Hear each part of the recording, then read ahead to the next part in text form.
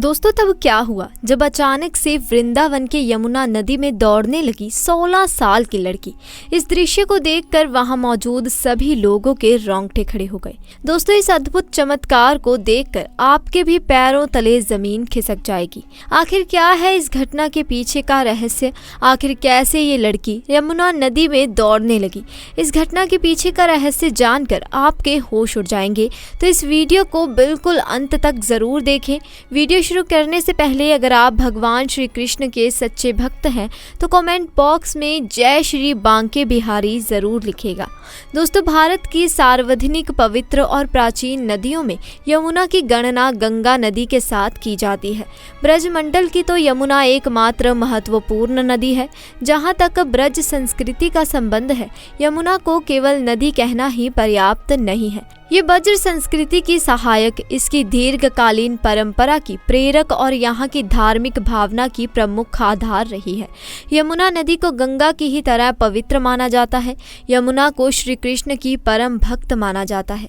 दोस्तों वृंदावन में यमुना नदी के तट पर कुछ ऐसा देखने को मिला जिसे देखकर वहां मौजूद सभी लोग आश्चर्यचकित रह गए। दरअसल लोगों के अनुसार ये घटना अभी कुछ ही दिन पहले की है, जब यमुना नदी के तट पर 16 साल की लड़की को दौड़ते हुए देखा गया। जी हाँ दोस्तों, आपने बिल्कुल सही सुना। यमुना नदी के तट पर पानी के ऊपर एक लड़की चल रही थी। जिस किसी ने भी ये दृश्य को देखा उस हर एक व्यक्ति ने माना कि जब पत्थर पानी में तैर सकते हैं तो मनुष्य की क्या मजाल। दोस्तों वैसे ये घटना सुनने में आपको बहुत ही ज़्यादा अजीब लग रही होगी, लेकिन ये घटना बिल्कुल सच है।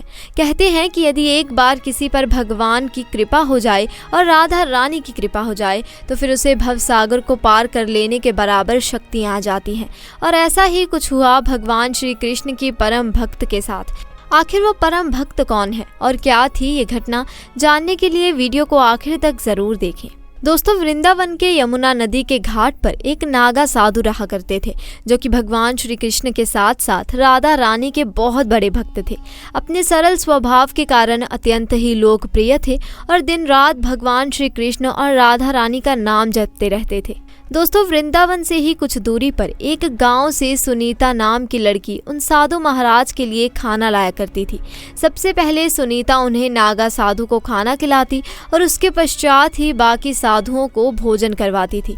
एक दिन सुनीता खाना लाने में लेट हो गई। तब साधु ने सुनीता से देर से आने का कारण पूछा तो सुनीता बोली, आज नदी पर मुझे नाव मिलने में देर हो गई। तब बाबा बोले, बेटी भगवान के नाम पर तो भव सागर पार हो जाते हैं, तुम एक नदी पार नहीं कर सकती। बाबा की इस बात का लड़की पर बहुत ही गहरा असर पड़ा। अगली सुबह सुनीता बाबा के द्वार पर खाना लेकर तुरंत पहुंच गई। बाबा ने पूछा, आज तो इतनी जल्दी कैसे आ गई? सुनीता बोली, बाबा आप ही ने तो मुझे सुझाव दिया था। आप ही के दिए हुए सुझाव को ध्यान में रखकर आज मैं भगवान श्री कृष्ण का नाम लेकर नदी को पार कर रही हूँ। अब मुझे नाव का सहारा लेने की पूरी जीवन भर कोई जरूरत नहीं है।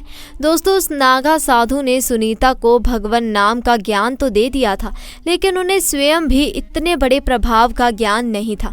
उन्हें लगा कि सुनीता उनके साथ मजाक कर रही है। लेकिन जब बाबा प्रमाण लेने के लिए सुनीता को लेकर यमुना नदी के किनारे पहुंचे तो ये देखकर आश्चर्यचकित रह गए कि उनकी आंखें फटी की फटी रह गई।